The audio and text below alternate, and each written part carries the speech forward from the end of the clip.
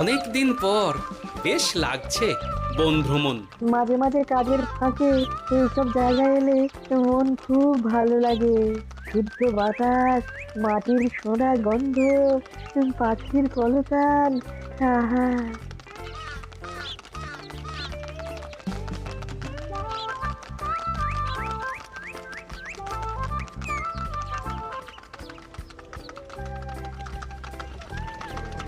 মহারাজের রথ থামছে। আমরা এইখানে বসে আজ রাজকার্য পরিচালনা করব। মন্ত্রী, তুমি ঝটপট এখানে বসার বন্দোবস্ত করে দাও। আমি এক্ষুনি ব্যবস্থা করে দিচ্ছি মহারাজ। এই এখানেই আমাদের বসার জন্য ছাউনি করে দাও। এক্ষুনি করে দিচ্ছি মন্ত্রী মশাই। এরা বসার জায়গাটা করে দিক, ততক্ষণ আমরা একটু হেঁটে আসি।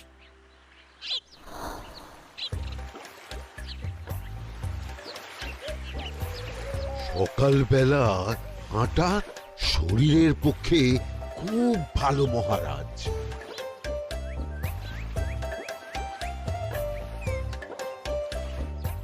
আগেকার দিনে রাজা মহারাজরা এই সব বনে মৃগয়া করতে আসতেন। মৃগয়া একদম ভালো নয় মন্ত্রী। তুমি জঙ্গলে আসছো অন্য প্রাণীদের মারতে। কেন মারবে? ওরা তো তোমার কোনো ক্ষতি করেনি। না, তা করেনি, কিন্তু তখন ওটা রাজা মহারাজাদের খেলা ছিল। শুনেছি আপনার প্রপিতামহ খুব ভালো বাঘ শিকার করতেন, অনেক বাঘ মেরেছেন। মন্ত্রী, তুমি একটা কথা হয়তো জানো না। আমার প্রপিতামহ শিকার করতেন, কিন্তু কোনো স্বাভাবিক জানোয়ারকে নয়। যে বাঘ মানুষ খেকো হয়ে প্রজাদের ক্ষতি করত, আমার প্রপিতামহ সেই সমস্ত বাঘদেরই মারতেন। এছাড়া উনি বন্য প্রাণী সংরক্ষণ করতে বড়ই ভালোবাসতেন।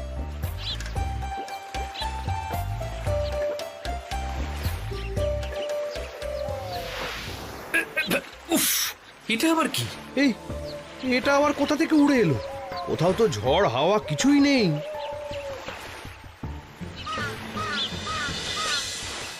একটা ধাঁধা মহারাজ, এই কাগজে লেখা। ধাঁধা? পড়ো দেখি। জোয়ার ভাটা প্রভুর খেলা, ভাটা হবে হলে বেলা। ভাটা হলেই দেখা যাবে লাল রঙের এক পাথর পাবে। নদীর ধারে গর্ত করে যত্নে সাজাই কলস ভরে। হেথায় হোথায় ছড়িয়ে যাহা, অন্ধকারে জলে তাহা। ঢুকলে চক্ষু ঝলসে যাবে, হাতের কাছে ঘন্টা পাবে। ঠিক ঘন্টা বাজলে পরে পড়বে ঝরে থরে থরে। ঘন্টা যদি হয় ভুল, যেন তুমি হারাবে কুল। ঠিক ঘন্টা চিনতে হলে নকশা দেখো চক্ষু খুলে। সিন্দুক দেওয়ালে হাত দাও, আসল ঘটনা জেনে নাও। ওরে বাবা, খুব দীর্ঘ ধাঁধা। তা মন্ত্রী, তুমি কিছু বুঝলে? এটা একটা গুপ্তধনের নকশা। এর মধ্যে গুপ্তধন কোথায় আছে তার একটা ধারণা দেওয়া আছে। গুপ্তধন? ওটা আমাকে পেতেই হবে, পেতেই হবে। দেখি দেখি, একবার কাগজটা দাও। গোপাল, কাগজটা আগে আমার হাতে দাও, দেখি ভালো করে। এখন নদীতে জোয়ার চলছে গোপাল। একটু পরেই ভাটা শুরু হবে। হ্যাঁ, ভাটা না হলে কিচ্ছু বোঝা যাবে না। এখানে স্পষ্ট লেখা আছে, ভাটা হলেই দেখা যাবে লাল রঙের এক পাথর পাবে। তার মানে আমাদের ভাটা হওয়া পর্যন্ত অপেক্ষা করতে হবে। না, সময় নষ্ট না করে ধাঁধাটার সমাধান করতে শুরু করি। ভাটা হলে একটা লাল রঙের পাথর দেখা যাবে, এই পর্যন্ত পরিষ্কার আছে। বুঝতে হবে ওর পর থেকে। পড়ো গোপাল, চলো আমরা সবাই বুদ্ধি লাগাই। নদীর ধারে গর্ত করে যত্নে সাজাই কলস ভরে। এটার অর্থ, ধাঁধাটা মাথায় বসিয়ে নিয়েছি, এবার কে কি বলবে সেটা শুনতে হবে। চলো গোপাল, আমরা ধাঁধা যেমন যেমন বলেছি তেমন তেমন ভাবেই চলি। চলুন মহারাজ, এখন আমাদের দেখতে হবে লাল পাথর। কোথায় আছে লাল পাথর? চলো চলো সবাই, চোখ কান খুলে আমরা নদীর পাড় ধরে হাঁটি। আমি একটু তফাতে হাঁটি। গুপ্তধন আমাকে একা পেতে হবে। ভাটা হলেই দেখা যাবে লাল রঙের এক পাথর পাবে। আমাকে চোখ কান খোলা রাখতে হবে। লাল পাথর, নদীর চড়ায় লাল পাথর দেখতে হবে। লাল পাথর, লাল পাথর। ওটা কি? তো এই তো লাল পাথর, লাল পাথর। আমরা অনেকটা এগিয়ে গেছি, ওদের আমার দিকে নজর নেই। এই সুযোগ, এই সুযোগ, একা একা গুপ্তধন নিয়ে পালাবো। আহ, এ, এ।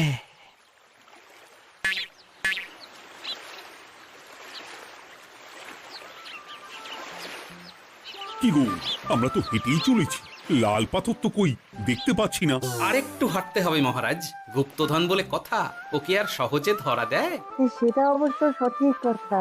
আচ্ছা, আমরা সবাই তো আসছি হেঁটে হেঁটে, মন্ত্রী মশাই গেলেন কোথায়? ও কি যে ঘটে! সত্যি তো, মন্ত্রী কোথায়? ও সেনাপতি, মন্ত্রীকে দেখেছো? কই না তো মহারাজ। তাহলে কোথায় গেলেন মন্ত্রী মশাই? এই জঙ্গলে বাঘ ভাল্লুক আছে, শেষে কিনা বাঘে নিল। হায় হায় হায়, মন্ত্রী গিন্নির কাছে আমি কি মুখ দেখাবো? হুম, বাঘ ভাল্লুকের পেটে যাবার লোক তো মন্ত্রী মশাই নন। ও গোপাল, কি ভাবছো? কিছু তো একটা বলো। এখন আমাদের মন্ত্রী মশাইকেই খুঁজতে হবে। তবে মন্ত্রী মশাই বাঘ ভাল্লুকের পেটে যায়নি। তুমি নিশ্চিত হচ্ছ কি করে? অত পেঁচালো মানুষকে বাঘ ভাল্লুক গন্ধ শুকেই ছেড়ে দেবে, হজম করতে পারবে না। না না না, এখন রসিকতা করার সময় নয়, আমাদের মন্ত্রীকে খুঁজে বার করতেই হবে। কোথায় গেল মন্ত্রী? চলো চলো, গুপ্তধন মাথায় থাক, চলো মন্ত্রীকে খুঁজি। আহ, মন্ত্রী কোথায় গেল কে জানে। একবার পুরো ধাঁধাটা ঝালিয়ে নি। ভাটা হলেই দেখা যাবে লাল রঙের এক পাথর পাবে। ভাটা হয়েছে, লাল রঙের পাথরের মাথায় চাপ দিয়ে গুহার মুখও খুলেছি। এবার এবার নদীর ধারে গর্ত করে যত্নে সাজাই কলস ভরে। এটাই তো ঠিক বুঝতে পারছি না।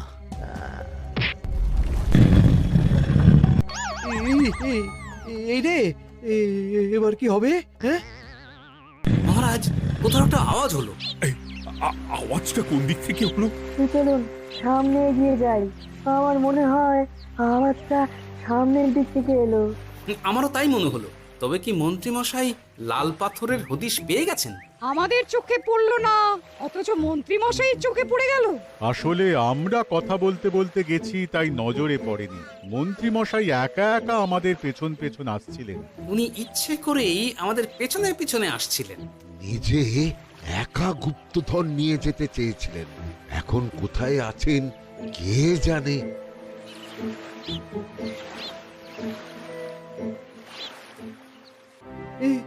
অন্ধকারে কিছু দেখতে পাচ্ছি না তো।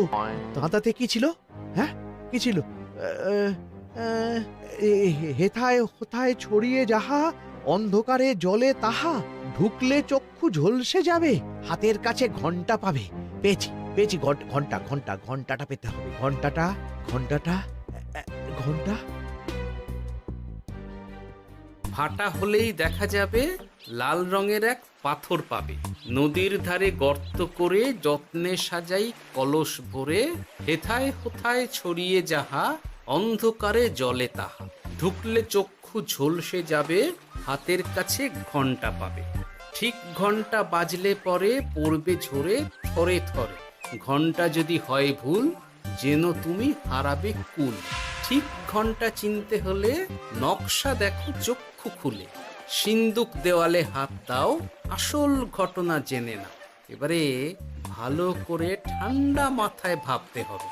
ভাটা হলেই দেখা যাবে লাল রঙের এক পাথর পাবে। সেই লাল পাথরটাই তো খুঁজে পাওয়া যাচ্ছে না, অথচ মন্ত্রী মশাই খুঁজে পেলেন। আওয়াজটা কোথা থেকে আসছিল? এই কাছে পিঠে এই কোথা থেকে আওয়াজটা আসছিল।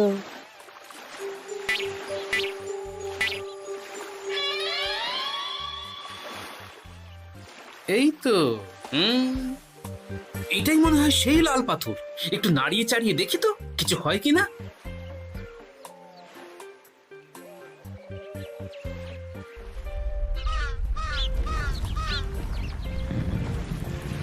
এই তো, কাজ হয়েছে। এই তো সুড়ঙ্গ। আপনারা নিচে নামুন। আপনারা কি দেখছেন সেটা বলবেন মহারাজ। সবাই যদি নেমে যাই, যদি কোনো কারণে সুড়ঙ্গের মুখ বন্ধ হয়ে যায়, তাহলে আর আমরা বাইরে বেরোতে পারবো না মহারাজ। গোপাল ঠিকই বলেছে, আমরা দুজন বাইরে থাকি। মহারাজ, আর একটা কথা, কোনো ঘন্টায় হাত দেবেন না, মনে আছে তো? ঘন্টা যদি হয় ভুল, যেন তুমি হারাবে কুল। ওরে বাবা, এই বয়সে আর কুল হারাতে চাই না। ঠিক আছে, তোমার কথাই অক্ষরে অক্ষরে পালন করব। দেখি এই সুরঙ্গে মন্ত্রীমশাইকে দেখতে পাই কিনা। চলুন মহারাজ, সুরঙ্গে নামি। সবাই সাবধানে নামো।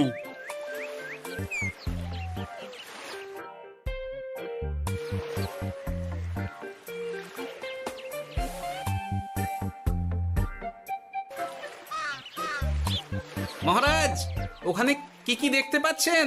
ওখানে কি মন্ত্রী মশাই আছেন? না গোপাল, মন্ত্রীকে এখনো দেখতে পাইনি। শুধু আমি এখানে অজস্র পাথর দেখতে পাচ্ছি। পাথরে পাথরে ছয় লাভ, ছোট বড় অজস্র। পাথরগুলো বড় অদ্ভুত, কিরকম কিরকম মানুষ মানুষ গড়ন। লম্বা বেঁটে হরেক রকম। মানুষ মানুষ গরম, সেটা কি রকম? আর কিছু? কোনো কলসি কি দেখতে পাচ্ছেন? কলসি তো দেখতে পাচ্ছি না। মহারাজ, কলসি থাকতেই হবে, কারণ ধাঁধায় লেখা আছে নদীর ধারে যত্ন করে যত্নে সাজাই কলস ভরে। গর্তটা আসলে হলো সুড়ঙ্গ, কিন্তু কলস। মহারাজ, মহারাজ, এইদিকে এইদিকে একটা কলসের মতো কি যেন আছে। এইদিকে আসুন, এদিকে এদিকে। হ্যাঁ গোপাল, দেখতে পেয়েছি। এবার আমি যেরকম যেরকম বলবো সেই রকম সেরকমই করবেন। আমি বিজ্ঞানীকে নদী থেকে জল তুলে পাঠিয়ে দিচ্ছি। পাত্র কোথায় পাবে? আমাদের জল খাবার যে পাত্র আছে সেটা আনতে লোক পাঠাচ্ছি। ঠিক আছে। শুধু একটা কথা বলছি, আপনারা কেউই সুড়ঙ্গের ভেতরে কোনো কিছুতে হাত দেবেন না। কেন গোপাল? সব পরে বলবো, এখন আমি যা বলছি সেটা শুধু মনে রাখুন। সুড়ঙ্গের ভেতরে কিছুতে হাত দেবেন না। ঠিক আছে। প্রহরী, তুমি যাও, যেখানে আমাদের বসবার আয়োজন করা হয়েছে সেখানে গিয়ে একটা জলের পাত্র নিয়ে নদী থেকে জল ভরে নিয়ে এসো। গোপাল, মন্ত্রী মশাই কোথায় গায়েব হয়ে গেলেন? কোথাও গায়েব হয়ে যাননি বিজ্ঞানী, কোথাও গায়েব হয়ে যাননি উনি ওই সুড়ঙ্গের ভেতরেই আছেন। কিন্তু কেউ তো ওনাকে দেখতে পাননি। সম্ভবত পাথর হয়ে আছে। এখন কিভাবে পাথর হয়েছেন সেটা তো আমি বলতে পারবো না। সবটাই স্বপ্নের মতো লাগছে। ঠিক যেন স্বপ্নের মতো লাগছে। এই জীবনে সুরঙ্গ দর্শন হয়ে গেল। আমাদের পাতাল প্রবেশ। পাতালে আসিয়া আমি মনে মনে বলি, গুপ্তধর নিয়ে আমরা যেন সৎ পথে চলি। তোমার এখনো কাব্য আসছে সভাকবি? আসছে মানে কাব্যের সাথে আছে রোমাঞ্চ, করছে গা শীত, হচ্ছি আমি অধীর। মহারাজ, জল দিয়ে বিজ্ঞানীকে পাঠাচ্ছি। কি করতে হবে বিজ্ঞানীকে সব বলে দিয়েছি। তুমি ভেতরে আসবে না? আসবো ঠিক সময়ে। এখন আমি যেমন যেমন বলবো আপনি ঠিক তেমন তেমন করবেন। ঠিক আছে। বিজ্ঞানী, যেমন যেমন বললাম ঠিক তেমন তেমন ভাবে কলসিকে জল দিয়ে পরিষ্কার করবে। মনে রেখো, ধাঁধায় আছে কলসি সাজাই যতন কর। তুমি একটা কথা মনে রেখো বিজ্ঞানী, কোথাও হাত দিও না কিন্তু। ঠিক আছে গোপাল, তোমার উপস্থিত বুদ্ধির তুলনা নেই। আমি যাচ্ছি গোপাল। সাবধানে সাবধানে। মহারাজ, বিজ্ঞানী যাচ্ছে। সাবধানে নামো, সাবধানে।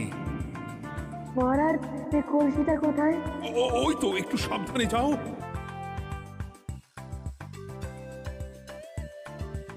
বিজ্ঞানী, কলসির দেখা পেয়েছো? পেয়েছি পেয়েছি পেয়েছি। এবারে কলসিটাকে ভালো করে জল দিয়ে ধুয়ে দাও। কলসির আলোয় সুড়ঙ্গ আলোকিত গোপাল। এরপর কি? ভালো করে দেখুন মহারাজ, কোথাও ঘন্টা দেখতে পাচ্ছেন কিনা? ঘন্টা? একটা তো নয়, সার সার ঘন্টা, অনেকগুলো ঘন্টা। সাবধান, ঘন্টায় হাত দেবেন না, শুধু দেখুন।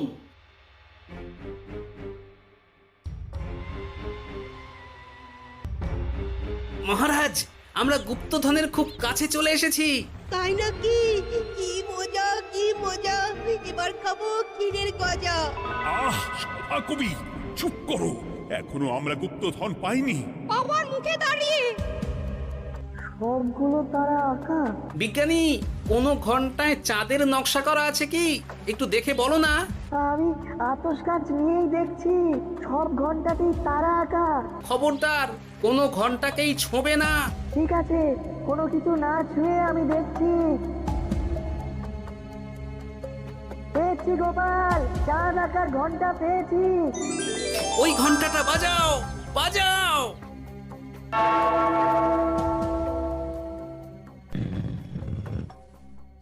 গুপ্তধন পেয়েছেন মহারাজ?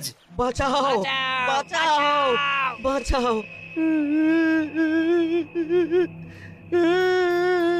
বাঁচান মহারাজ, বাঁচান বিজ্ঞানী, মহারাজ, মন্ত্রীর গলা পাচ্ছ না? মহারাজ, আমি পাথর হয়ে আছি, আমাকে মানুষ করুন মহারাজ। তুমি তো মানুষই ছিলে, হঠাৎ করে পাথর হলি কেন? মহারাজ গুপ্তধন পেয়েছেন? পেয়েছি, তার সাথে মন্ত্রীকেও পেয়েছি। মন্ত্রী এইখানে কোথাও পাথর হয়ে দাঁড়িয়ে আছে। দাঁড়ান মহারাজ, এবার আসছি। সাবধানে এসো। আমি ভেতরে যাচ্ছি, বুঝলে? যদি কোনো কারণে দেখো পাথরটা গুহার মুখটা আটকে দিয়েছে, অমনি তোমাদের কাজ হলো পাথরটাকে ছুঁয়ে ফেলা, বুঝলে? ঠিক আছে গোপাল দাদা। আমার মনে হয় বিপদ আর কিছু ঘটবে না, তবুও সাবধানের তো মান নেই। ঠিক আছে, তুমি নিশ্চিন্তে ভেতরে যাও। বাঁচাও, আমাদের বাঁচাও, আমাদের সবাইকে মানুষ করুন। আমাকে মানুষ করুন মহারাজ। আপনাকে তো মানুষ করা হবে মন্ত্রী মশাই। আগে বলুন আপনি পাথর হলেন কি করে? ও, মনে পড়েছে, ধারার শেষ লাইন, সিন্দুক দেওয়ালে হাত দাও, আসল খবর জেনে না। সত্যি গোপাল, তুমি না থাকলে এই এত কিছু আমাদের সবার কাছে অজানাই থেকে যেত।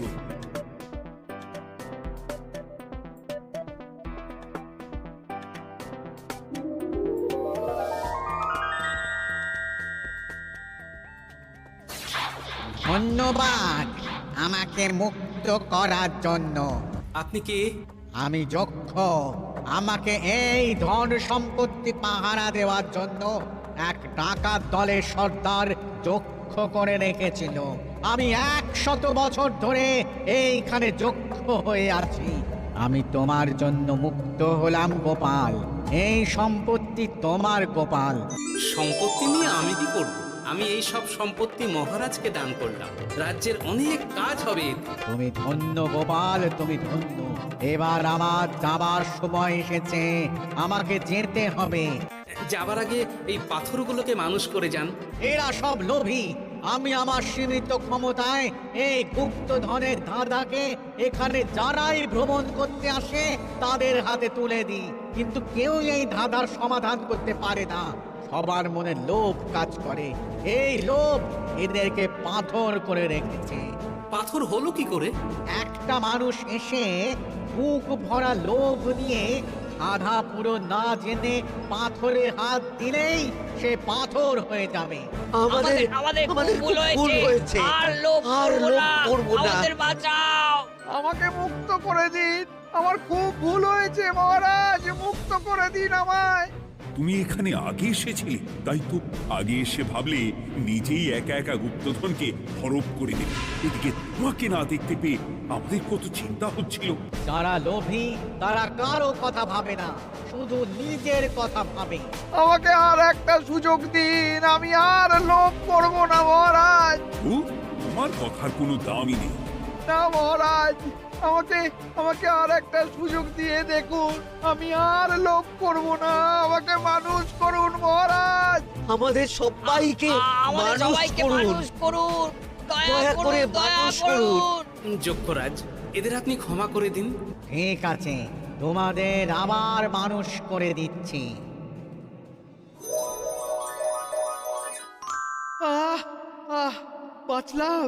বাঁচলাম। এই রকম বারবার বাঁচা যাবে না কিন্তু। এবার সাপ ব্যাং যাই হবে না কেন ওইভাবেই থাকতে হবে, এই আমি বলে দিলাম। এবার আমার মুক্তি। মুক্তি নেবার আগে আরেকটা প্রশ্ন, যে ডাকাত সর্দার তার সম্পত্তিকে রাখার জন্য আপনাকে যক্ষ বানিয়েছিল, এই সম্পত্তি তো তাদের, আমরা তো নিতে পারি না।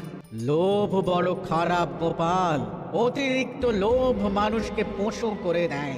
ওই ডাকাত দল এই সম্পত্তির জন্য সবাই কাটাকাটি করে মরে গেছে, কেউ আর বেঁচে নেই। সুতরাং এই সম্পত্তিতে তোমার অধিকার আছে, এই সম্পত্তি তুমি গ্রহণ করো। নিলাম আমি, কিন্তু এই সম্পত্তি মহারাজকে আমি দান করলাম। ডাকাত দল জনগণের সম্পদকে লুঠেই তো সম্পত্তি বানিয়েছে, তাই আমি জনগণের কাজে লাগবার জন্যই এই সম্পত্তি মহারাজকে দিলাম। সাধু সাধু গোপাল, তোমার জয় হোক। এবার তাহলে আমি যাই, তোমরা সবাই সুখে থেকো আর ভালো থেকো। গোপাল, তোমার তুলনা হয় না। তোমার ঋণ আমি কোনোদিন শোধ করতে পারবো না। তুমি কৃষ্ণনগরের জন্য যা করলে তা ইতিহাসে লেখা থাকবে। না মহারাজ, আমি এমন কিছু করিনি, এই কাজ সবাই করবে। জয় গোপালের জয়, জয় গোপালের জয়, জয় কৃষ্ণনগরের জয়। জয় কৃষ্ণনগরের জয়।